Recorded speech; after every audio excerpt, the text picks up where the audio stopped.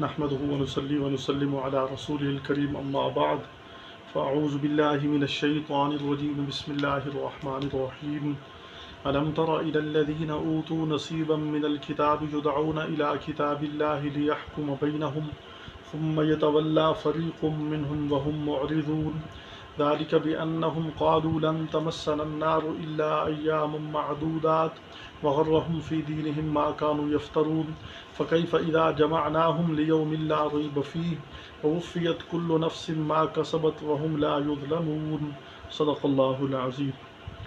انتہائی معزز ناظرین، آج ہم سورۃ آل عمران کی آیت نمبر 23، 24 اور 25 ان کا ترجمہ اور تفسیر آج ہم باقاعدہ طور پر سیکھیں گے۔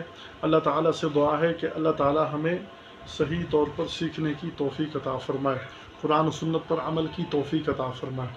تو آئیے ہم اس کا ترجمہ سیکھتے ہیں۔ فرمایا الم تر الی الذین اوتوا نصیبا من الکتاب، کیا آپ نے ان لوگوں کو نہیں دیکھا جن کو کتاب دی گئی؟ وہ اہل کتاب ہیں، کتاب کا ایک حصہ دیا گیا۔ یدعون الی کتاب اللہ، وہ بلائے جاتے ہیں اللہ کی کتاب کی طرف، لیحکم بینہم، تاکہ یہ کتاب ان کے درمیان فیصلہ کرے۔ ثم یتولی فریق منہم، پھر ایک گروہ ان میں سے منہ موڑ لیتا ہے، وہم معرضون، تغافل کرتے ہوئے، اعراض کرتے ہوئے۔ ذالک بانہم، یہ اعراض اس لیے کرتے ہیں، قالوا لن تمسنا النار الا ایاما معدودات، کہتے ہیں کہ ہمیں نہیں چھوئے گی آگ مگر چند دن۔ وغرہم فی دینہم، دھوکے میں ڈال دیا ان کو ان کے دین کے بارے میں، ما کانوا یفترون، ان باتوں نے جو وہ گھڑتے تھے، من گھڑت چیزوں نے انہیں ان کے دین کے بارے میں دھوکے میں ڈال دیا۔ فکیفا، جب ہم ان کو جمع کریں گے، لیوم لا ریب فیہ، ایک ایسے دن میں جس میں کوئی شبہ نہیں، ووفیت کل نفس ما کسبت، اور پورا دیا جائے گا ہر نفس جو اس نے کمایا، وہم لا یظلمون، اور ان پر ظلم نہیں کیا جائے گا۔ تو یہ صورت آل عمران کی آیت 23، 24، 25 ابھی ہم نے اس کا ترجمہ پڑھا ہے، آج ہم اس کا مطلب سیکھیں گے۔ تو فرمایا الم تر الی الذین اوتوا نصیبا من الکتاب، اس سے مراد یہود و نصارہ ہیں۔ یہود، ان کو کتاب کا ایک حصہ دیا گیا، ویسے تو ان کو پوری تورات دی گئی، لیکن تورات کا انہوں نے انکار کر دیا، کچھ حصہ مانا، اکثر کا انکار کر دیا۔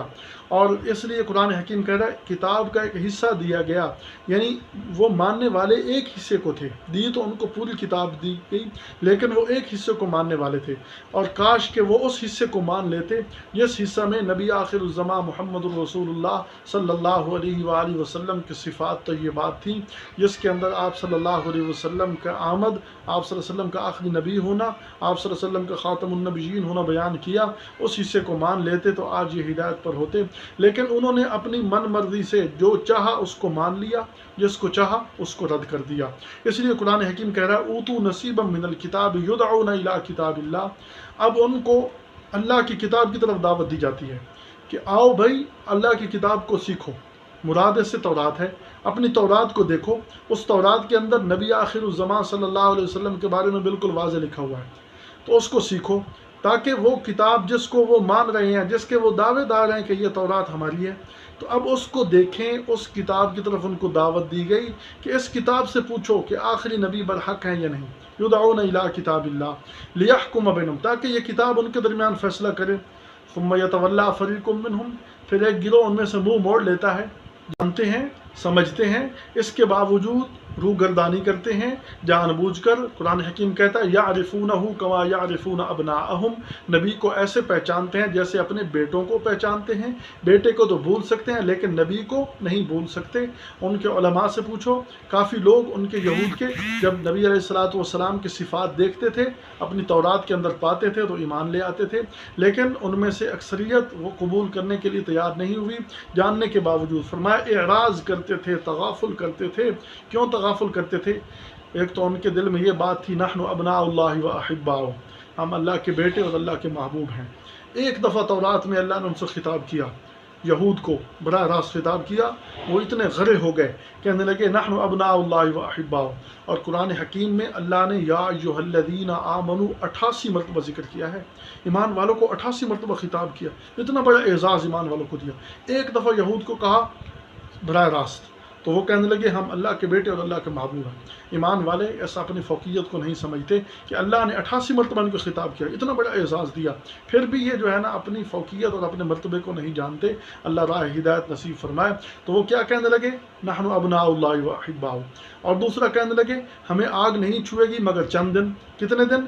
جتنے دن ہمارے آباء و اجداد نے بچھڑے کی پوجا کی تھی، وہ 40 دن تھے جب موسیٰ علیہ السلام تورات لینے کے لیے گئے، انہوں نے بچھڑا بنا لیا، پوجا کرنے لگ گئے، بس اتنے دن ہی ہمیں آگ چھوئے گی کہ یہی ہمارا جرم ہے، یہ کہنے لگے۔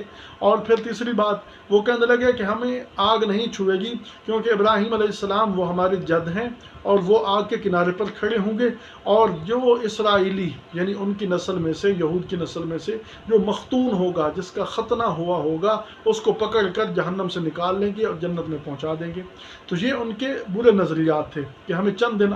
فرمایا وَغَرَّهُمْ فِي دِينِهِمْ مَا كَانُوا يَفْتَرُونَ، ان کو ان کے دین کے بارے میں ان چیزوں نے دھوکے میں ڈال دیا جو وہ افترا کرتے تھے، جو وہ گھڑتے تھے، اس کی وجہ سے وہ دھوکے میں پڑ گئے۔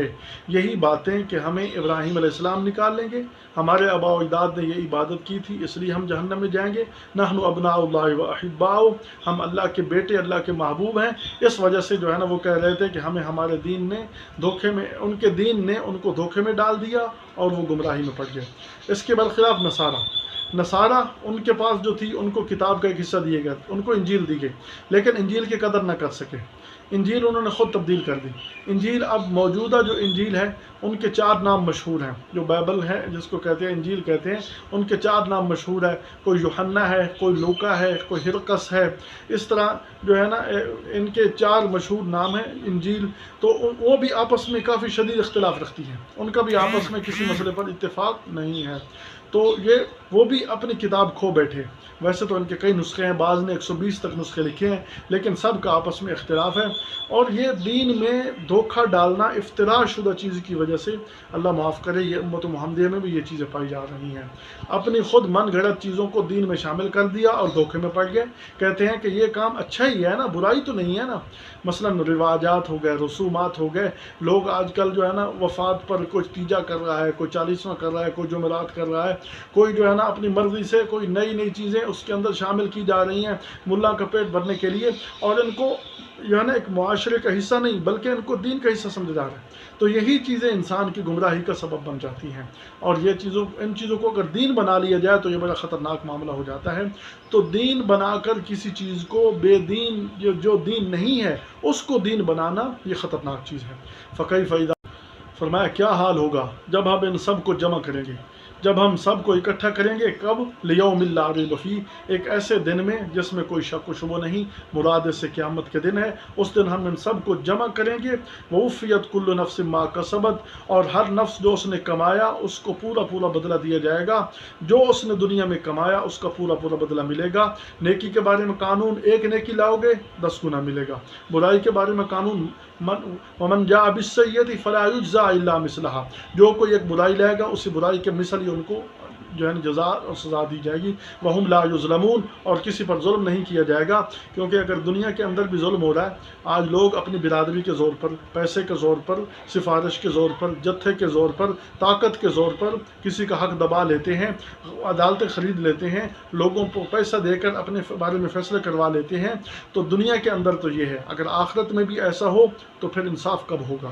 اس لیے اللہ فرما رہا ہے کسی پر ظلم نہیں ہوگا۔ وَنَضَعُ الْمَوَازِينَ الْقِسْطَ لِيَوْمِ الْقِيَامَةِ، قیامت کے دن ہم انصاف کی تولے لگائیں گے، انصاف کے ترازو ہوں گے، کسی پر ظلم نہیں کیا جائے گا۔ فرمایا کہ وَهُمْ لَا يُظْلَمُونَ وَمَا رَبُّكَ بِظَلَّامٍ لِّلْعَبِيدِ، تیرا رب بندوں پر ظلم کرنے والا نہیں۔ اللہ تعالیٰ کامل یقین نصیب فرمائے۔ وما توفیقنا الا باللہ۔